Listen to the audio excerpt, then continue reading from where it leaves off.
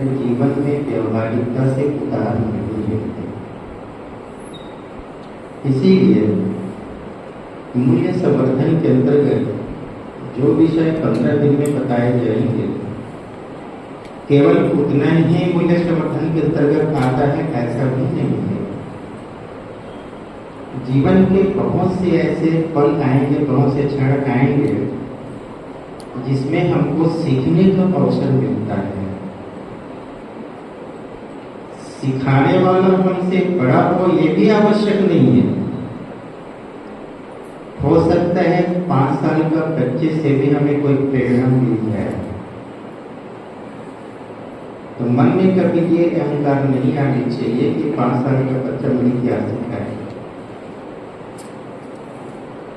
नैतिक शिक्षा का ज्ञान देने के लिए किसी विद्वान की भी आवश्यकता नहीं है। हो सकता है रिक्शा चलाने वाला, ऑटो चलाने वाला भी कुछ ऐसी बात कह दे जिनसे हमारे जीवन की दिशा बदले। तो दरअसल में ये शिक्षा, ये मूल्यवर्धन शिक्षा हमारी भारतीय संस्कृति की आधार है, जो पहले के समय में प्रत्येक व्यक्ति के हृदय में स्वतः था। इसे बताने की आवश्यकता नहीं होती थी, लेकिन दुर्भाग्य आज हो गया कि इसको हमको पढ़ना और पढ़ाने की आवश्यकता पड़ रही है। अब मुझे ये बताइए, दूसरों पर दया करनी चाहिए, जीव पर दया करनी चाहिए, ये हम सब जानते हैं ना। ये आज की बात तो है नहीं। तो आज हमको इसको बताने की आवश्यकता क्यों पड़ रही है? सिर्फ इसलिए कि हम जानते तो हैं मगर कर नहीं पाते। जितनी भी अच्छी बातें इस संसार में हैं जो एक मनुष्य को करना चाहिए, मुझे नहीं लगता कि किसी को जानकारी भी नहीं है क्या अच्छा है क्या बुरा है। हम आपको बताएं कि ये अच्छाई है ये बुराई है, ये हमारा कोई बताने की आवश्यकता नहीं, सबको पता है। कल प्रधानमंत्री मोदी जी ने व्यसन मुक्ति आंदोलन के संदर्भ में बातें की, क्या ये नई बातें हैं? हमको नहीं पता कि व्यसन से क्या नुकसान होता है, नशा से क्या नुकसान होता है, सब पता है। लेकिन हमारी स्थिति दुर्योधन की भांति है, क्योंकि जब दुर्योधन से पूछा गया कि दुर्योधन, युधिष्ठिर और तुम एक ही गुरुकुल में शिक्षा प्राप्त किए, एक ही गुरु ने तुम्हें शिक्षा दी, युधिष्ठिर का व्यवहार और आचरण और तुम्हारा व्यवहार और आचरण बिल्कुल अलग है, ऐसा क्यों? युधिष्ठिर तो धर्म के मार्ग पर चलता है, तुम अधर्म के मार्ग पर, जबकि विद्यालय एक, गुरु एक, मार्गदर्शक एक, फिर इतना विपरीत आचरण कैसे? दुर्योधन कहता है, महाभारत में वो श्लोक है, श्लोक तो मैं नहीं कहूंगा, मैं ये बात बताना चाहूँ। दुर्योधन कहता है कि गुरुवर, मैं जानता हूं कि धर्म क्या है, लेकिन मैं उस पर चल नहीं पाता, प्रवृत्त नहीं हो पाता, चल नहीं पाता। और मैं ये भी जानता हूं कि अधर्म क्या है, लेकिन उससे मैं निवृत्त नहीं हो पाता। ये समस्या केवल दुर्योधन की नहीं, बल्कि आज हम सब, हम जानते हैं कि अच्छाई क्या है, लेकिन उस रास्ते पर हम चल नहीं पाते। और हम ये भी जानते हैं कि अधर्म क्या है, लेकिन उस अधर्म से हम अपने आप को छुड़ा नहीं पाते। समस्या यही है, जड़ यही है। और जो व्यक्ति यहाँ पर निर्णय करने का साहस पैदा कर ले कि ये अधर्म है, इस अधर्म के रास्ते पर मुझे नहीं चलना है, इतनी साहस जो पैदा कर लेता है, वही धर्म के मार्ग पर चलता है। और यही इस मूल्य संवर्धन पूरे हमारा जो पाठ्यक्रम है उसका सार भाइयों बहनों, आज का जो मुझे विषय बताया गया, जीवन कौशल, मूल्य आधारित शिक्षा, इसकी भूमिका मैंने इसलिए बनाई कि जीवन की कौशल माने जीवन तो सब समझते हैं, और कौशल माने तरीका, कुशलता। जीवन में जो कुशलता है, तो जीवन में ऐसी क्या क्या कुशलता हमको आनी चाहिए जिससे हम अपने जीवन में आने वाले विभिन्न समस्याओं से संघर्ष कर सकें, उसका सामना कर सकें, उन चुनौतियों का सामना कर सकें और हम उचित निर्णय ले सकें। और वह निर्णय भी कैसे हो? ईमानदारी के साथ हो, नैतिकता के साथ हो। तो जिनमें ये कुशलता आ जाए उसको कहते हैं जीवन कौशल। ठीक है। अब मूल्य आधारित शिक्षा, मूल्य आधारित, मूल्य का मतलब है कि ऐसी शिक्षण व्यवस्था जिसकी कोई कीमत हो, व्यक्ति में, परिवार में, समाज में, राष्ट्र में। तो क्या हमको विद्यालय में जो पाठ्यक्रम पढ़ाया जाता है उसकी कोई कीमत नहीं है? इसकी भी कीमत है ना। लेकिन इसके अतिरिक्त भी ऐसा और क्या शिक्षण देनी चाहिए जो उनके जीवन में काम आए। आज का हमारा विषय यही है और इसी विषय को और थोड़ा विस्तार से समझने का प्रयास करेंगे। ठीक है भाई। अब बात आई, जैसे मैंने कहा कि धर्म क्या है, अधर्म क्या है, हम सब जानते हैं, मगर उस अधर्म के मार्ग को छोड़ने की हिम्मत नहीं कर पाते और धर्म के मार्ग में चलने का साहस नहीं कर पाते। क्यों?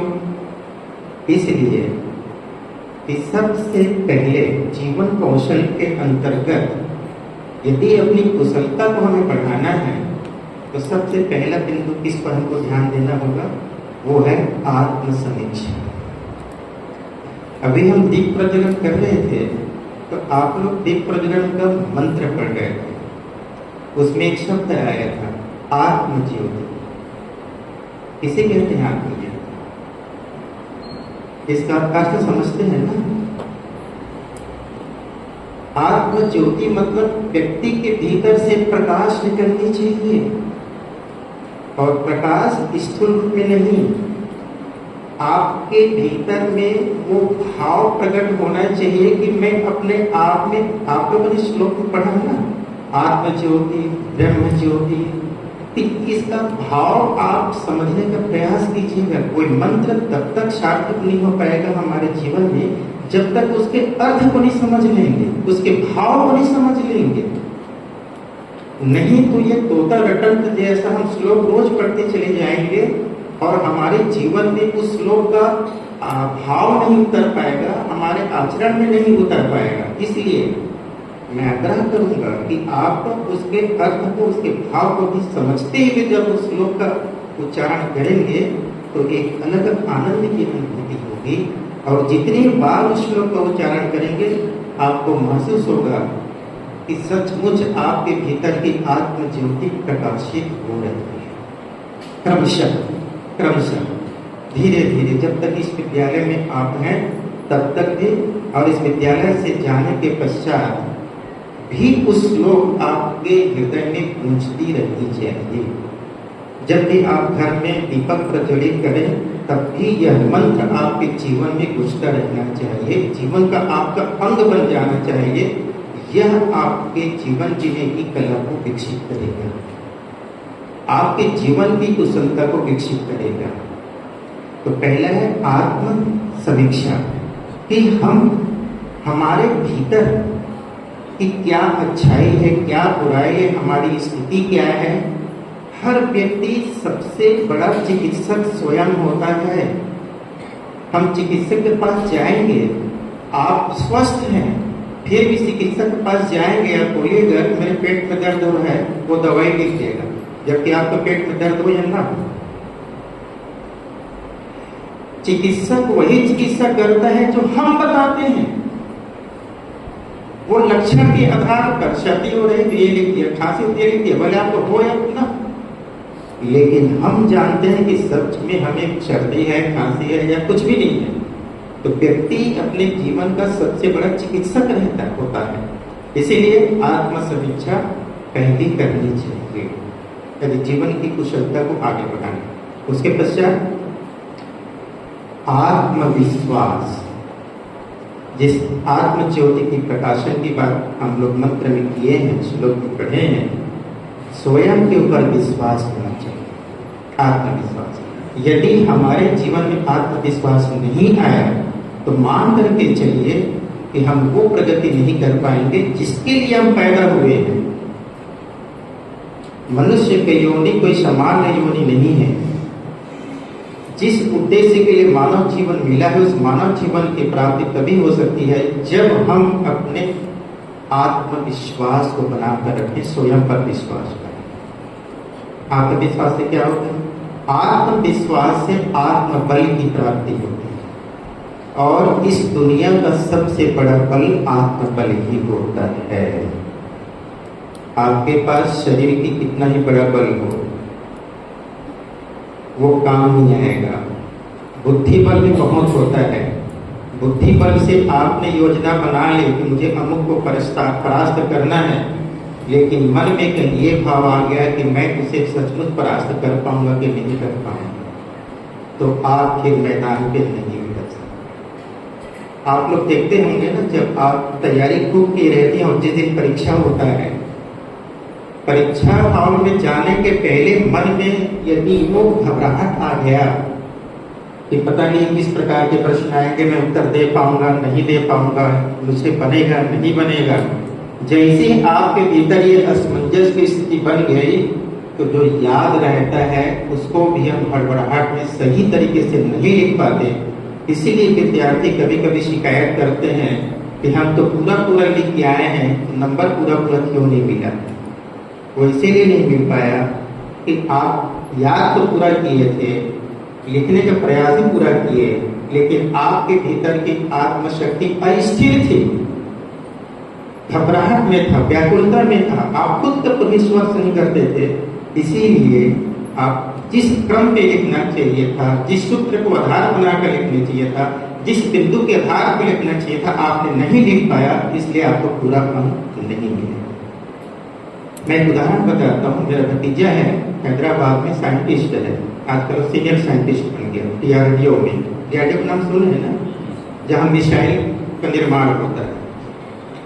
जब उसको इंटरव्यू लिया गया, 7 लोग बैठे थे, एक प्रश्न का सही कर दिया, दूसरे का दिया, तीसरा प्रश्न आया, इन्होंने जो भी उत्तर दिया, सामने वाले ने कहा कि मिस्टर हेमंत, आपका यह उत्तर गलत है, आप पुनः सोच करके बताइए। भतीजा ने दोबारा भी उसी उत्तर को दिया।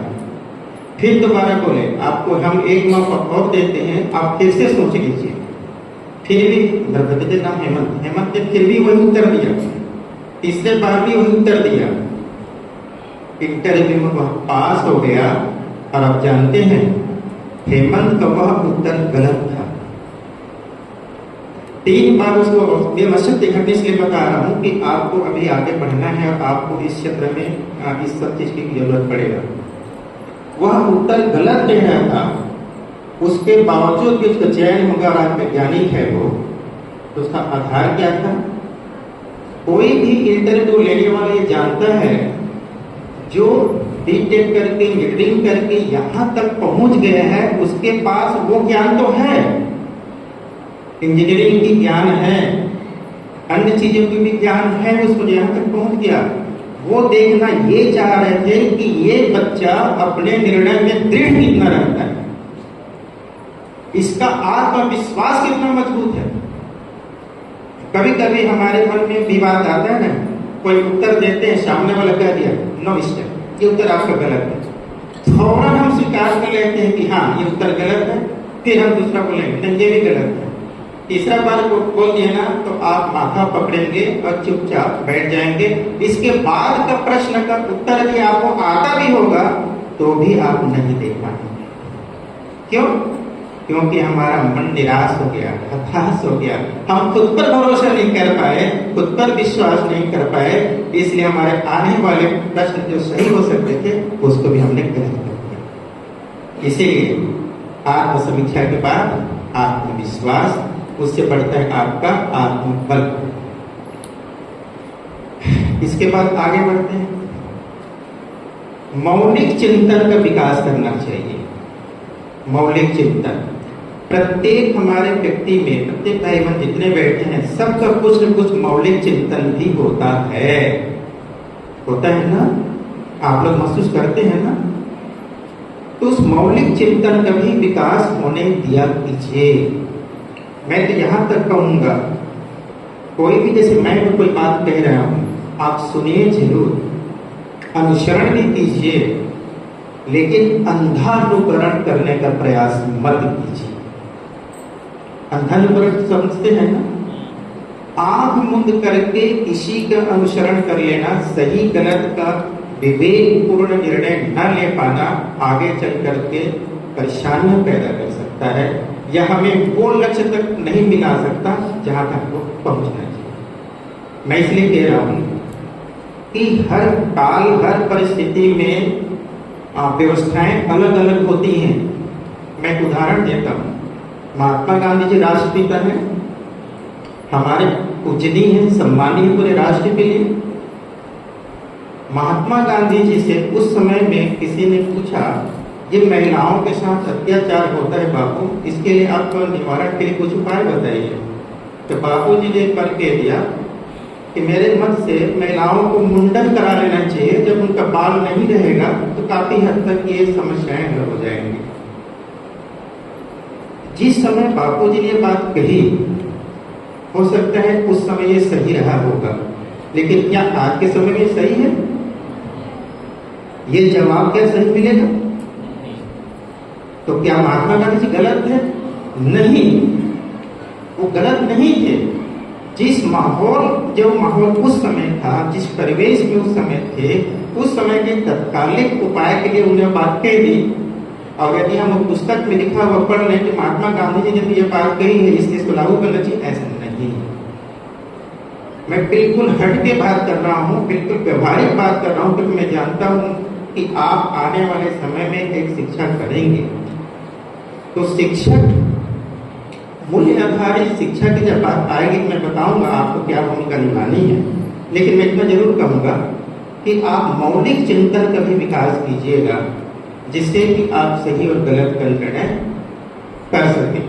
हाँ, इतना जरूर ध्यान में रखिएगा कि तर्क तो जरूर होना चाहिए।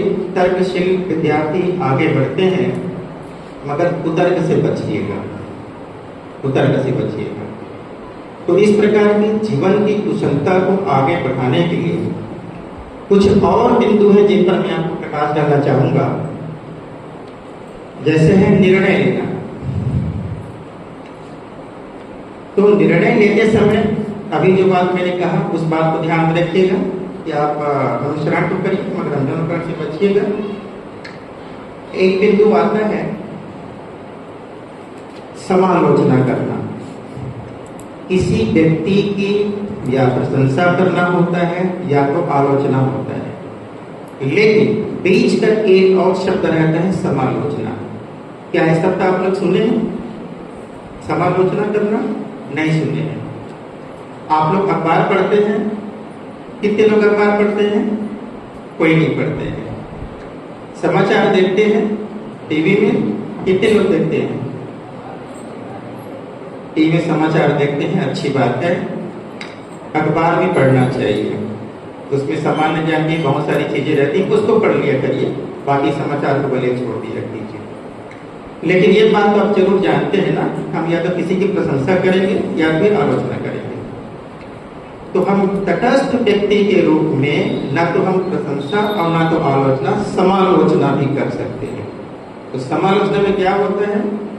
व्यक्ति की कमजोरियों को अवगत कराइए, किसी एक किनारे में, किसी अकेले में, जिससे कि उसको उपहास न हो, जिससे कि वो अपनी कमजोरियों को दूर करके आगे बढ़े।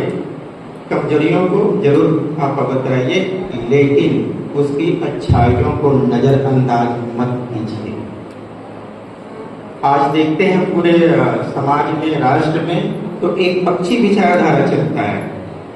या तो एक पक्ष किसी की प्रशंसा करेगा तो दूसरे को खलनायक बना देगा, या दूसरा पक्ष दूसरे की विशेषता करेगा तो दूसरे को खलनायक बना देगा। लेकिन समालोचना का आज अभाव हो गया, तटस्थ विश्लेषण का अभाव हो गया। यदि अपने जीवन में हमको कुशलता बढ़ानी है, कौशल बढ़ाना है, तो हम दोनों को स्वीकार करें। प्रत्येक व्यक्ति में कितनी भी नकारात्मक बातें क्यों ना हो, विशेषताएं अवश्य होती हैं, गुण अवश्य होता है, इसलिए उसके गुण को नजरअंदाज न करें।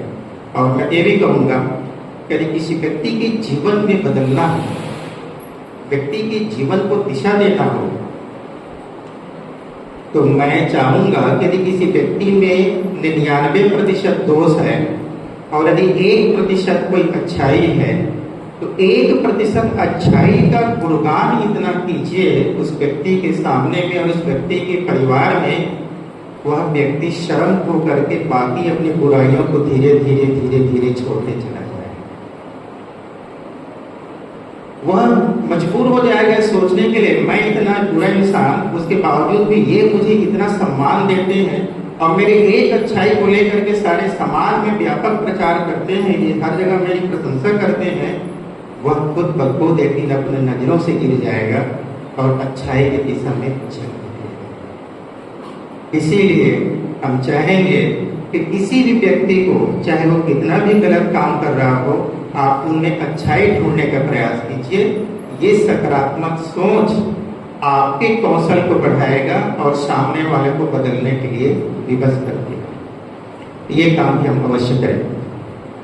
उसके पास आता है रचनात्मक सोच। रचनात्मक सोच क्या होता है? रचनात्मक सोच ये होता है कि आप जिस परिस्थिति में हैं, जिस माहौल में हैं, उसी परिस्थिति को ध्यान में रखते हुए समाधान तलाशना। क्योंकि ये समस्याएं न तो बता के आएंगे और न ही समस्याओं को हम आपको बता सकते हैं कि ये समस्या है, इसका समाधान ऐसा होगा। हर के जीवन में अलग अलग प्रकार की समस्याएं आती हैं, अलग अलग चुनौतियां आती हैं। तो उन चुनौतियों को आप सहर्ष स्वीकार कीजिए और उसका सकारात्मक उपाय तलाश कीजिए। सकारात्मक का मतलब ये है कि जो भी संकट आए, मानकर चलिए कि मुझे अपनी कसौटी में कसने के लिए आया है, मेरी प्रतिभा को निखारने के लिए, मेरे आत्मबल को, आत्मविश्वास को निखारने के लिए आया है। यही समय है कि मैं अपने आत्मबल का परिचय दूंगा।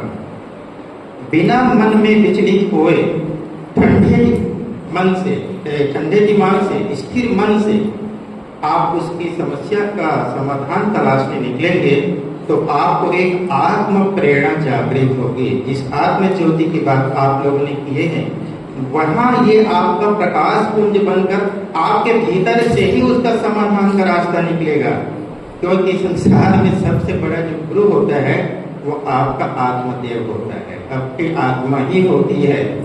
हर व्यक्ति के सही और गलत कार्यों का लेखा जोखा हमारी आत्मा ही रखती है। आत्मा को जानता है कि एक व्यक्ति गलत दिशा में जा रहा है, वो टोकता भी है, मगर आत्मा की आवाज को हम दबाते हुए आगे बढ़ते हैं, इसलिए आगे चलकर अनेक दुर्घटनाएं घटती हैं।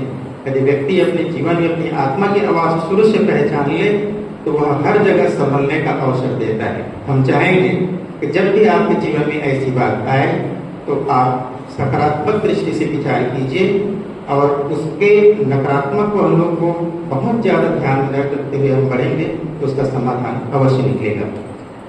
उसके पश्चात प्रभावी संचार व्यवस्था।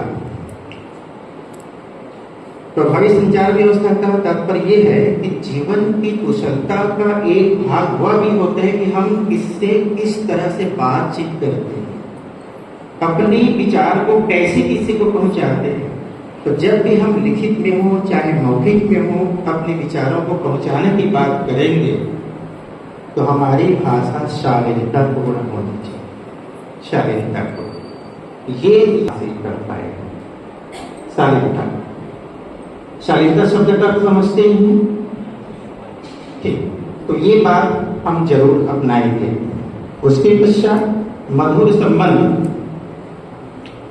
मनुष्य एक सामाजिक प्राणी है और सामाजिक प्राणी होने के नाते प्रत्येक व्यक्ति से, प्रत्येक प्राणी से मधुर संबंध बनाकर रखना चाहिए।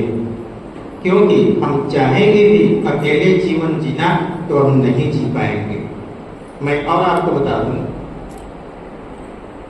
चाहे घर में हो चाहे अस्पताल में, उसको गोद में लेने वाला कोई दूसरा होता है? माँ गोद में नहीं लेती, बच्चा जन्म लेता है तो चाहे अस्पताल में होगा तो वहां के नर्स लेंगे, घर में होता है तो वहां के जो भी हमारे रिश्तेदार रहेंगे वो लेंगे। दूसरे की गोद में आया, उसका लालन पालन होता है तो केवल माँ ही करती है कि और भी लोग करते हैं? और भी लोग करते हैं ना, लालन पालन लोग करते हैं। कितने लोगों का स्नेह मिलता है, प्रेम मिलता है, आशीर्वाद मिलता है, दुलार मिलता है। फिर धीरे धीरे धीरे क्रमशः जब वह जब पढ़ने की स्थिति में आता है तो माता पिता उसको सिखाते हैं, उसके घर में अन्य लोग उसको सिखाते हैं, पढ़ाते हैं। फिर विद्यालय में पढ़ाई लिखाई से लेकर नौकरी व्यवसाय पे आप कर लिए हैं, फिर भी आपके जीवन को आप अकेला नहीं जीते, आपको जीवन जीने के लिए किसी और की मदद की आवश्यकता पड़ती ही है। यहाँ तक कि जब व्यक्ति का मृत्यु हो जाता है और उसे स्मशान घाट ले जाते हैं, तब भी दूसरों की ही मदद से वह स्मशान घाट पहुंच पाता है। तो जन्म से लेकर मृत्यु तक जो इंसान दूसरों की मदद से जीता है, तो क्या उसका दायित्व नहीं बनता कि अपने जीवन में उनके लिए भी कुछ समय निकाल सके, जिनके सौजन्य से, जिनके बदौलत वो यहाँ तक पहुंच पाए? मैं थोड़ा गंभीर प्रश्न कर दिया हूँ, लेकिन विचार जरूर कीजिएगा।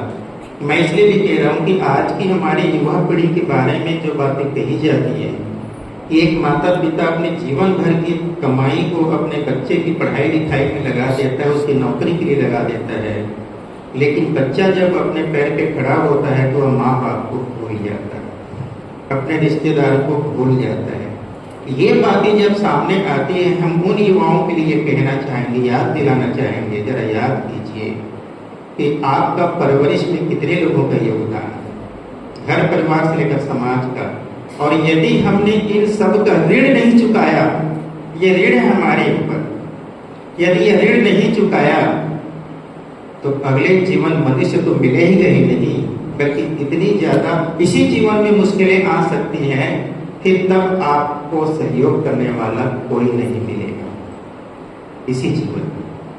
हो सकता है कि जब उसके संतान हो और उसके संतान भी उनको उपेक्षित करें, उस समय उनके आंसू बह निकले और याद करें अपनी उम्र की बात को, क्योंकि ये परिवर्तन का चक्र है। और इस परिवर्तन के चक्र में घर के बच्चे भी देख रहे हैं कि हमारे माता पिता दादा दादी के साथ क्या व्यवहार करते हैं, कि चाचा चाची क्या व्यवहार करते हैं। इसीलिए जीवन की कुशलता की जहाँ तक बात है, कौशल की बात है, हम चाहेंगे कि इस बात को भी हमें ध्यान में रखना चाहिए। तनाव प्रबंधन का आपका कक्षा हो चुका है, नहीं हुआ होगा तो भी मैं 2 मिनट में बात बता दूं।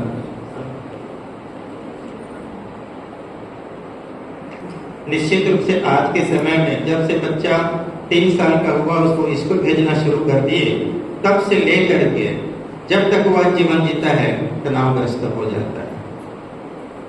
हम एक ही निवेदन करेंगे, तनाव को हम रोक नहीं सकते, लेकिन तनाव की दिशा को मोड़ अवश्य सकते हैं।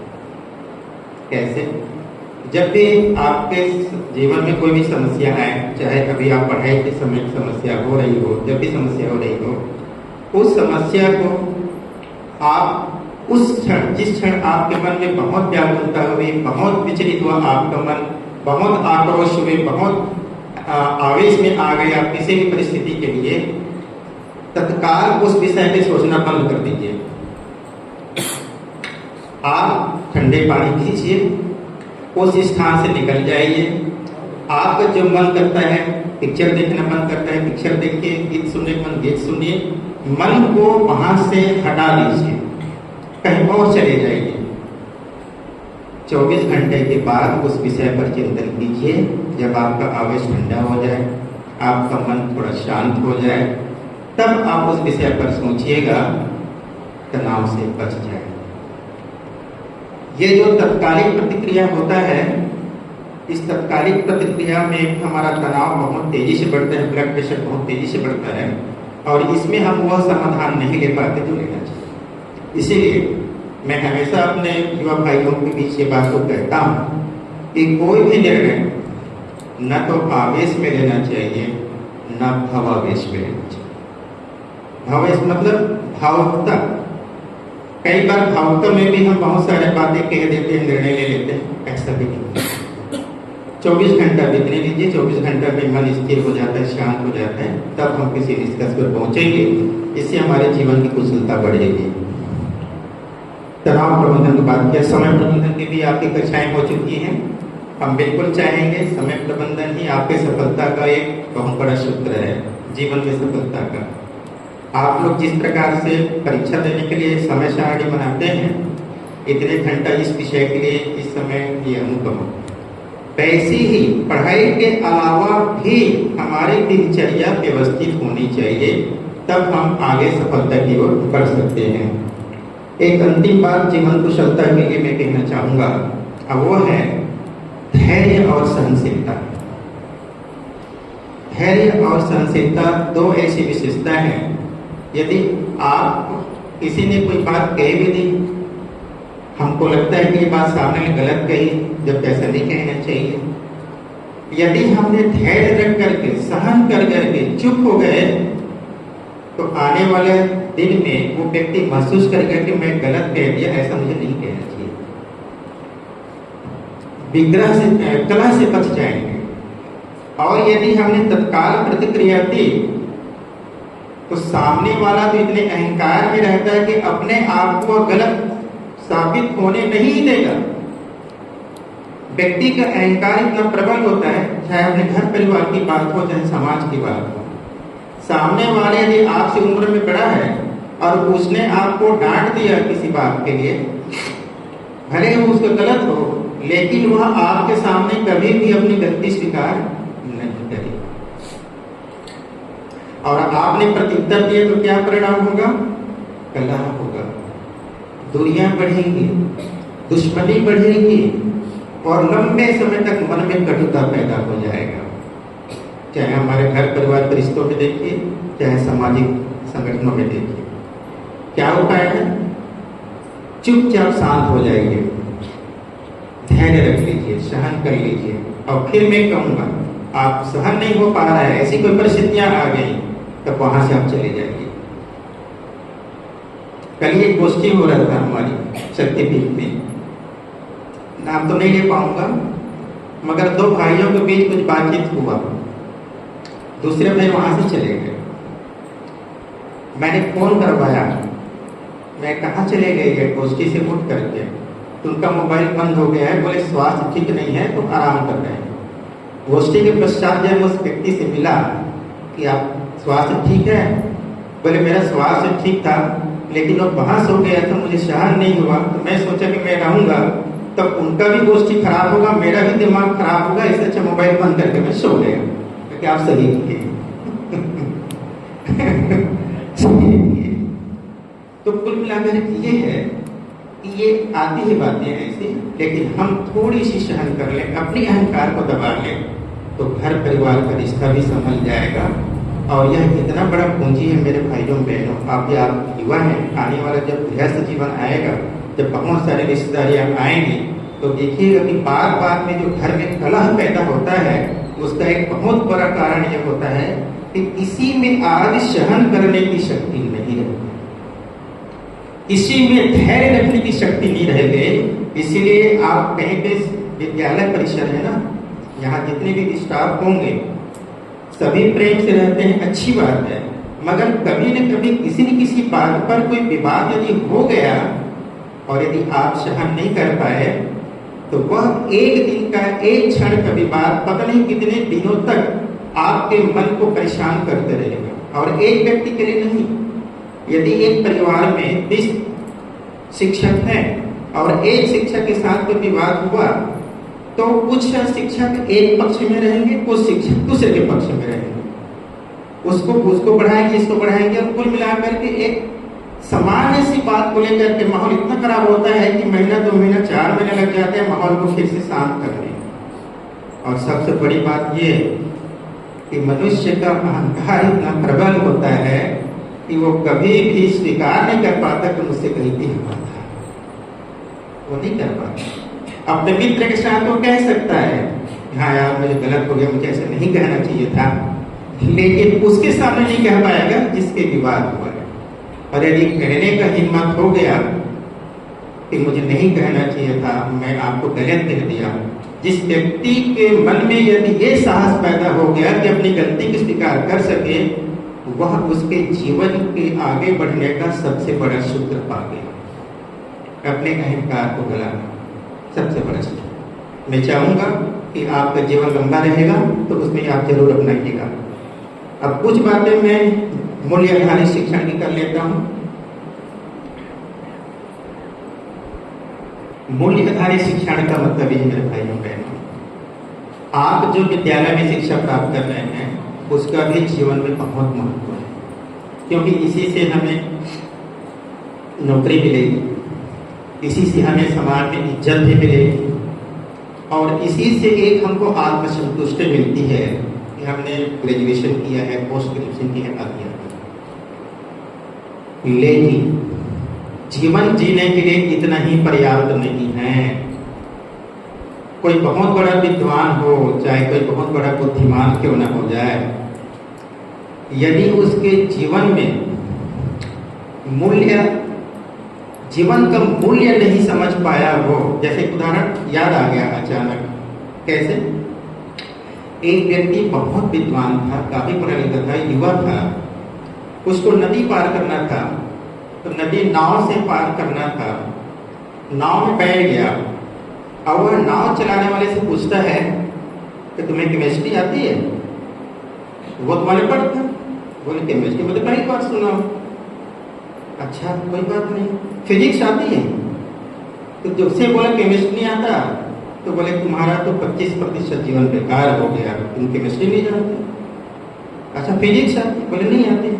बोले तुम्हारा 50% जीवन बेकार चला गया। अच्छा तुम्हें और कुछ आता है? बोले नहीं साहब, मैं तो केवल नाव चलाना ही आता है, इसके अलावा कुछ नहीं आता। क्या जीवन है तुम्हारा? ऐसी जब वो व्यक्ति कह रहा था, वैसी हवा तूफान आना शुरू हुआ, नाव डगमगाना शुरू हुआ, बीच नदी में पहुंचे थे। नाव चलाने वाले व्यक्ति बोला कि बाबू जी आपको तैरना आता है? बोले नहीं। तो बोले आपको तो पूरा जीवन ही बेकार चलेगा। तो जीवन में जिस शिक्षा को हम ग्रहण करते हैं उसकी आवश्यकता तो है, लेकिन वह पर्याप्त नहीं।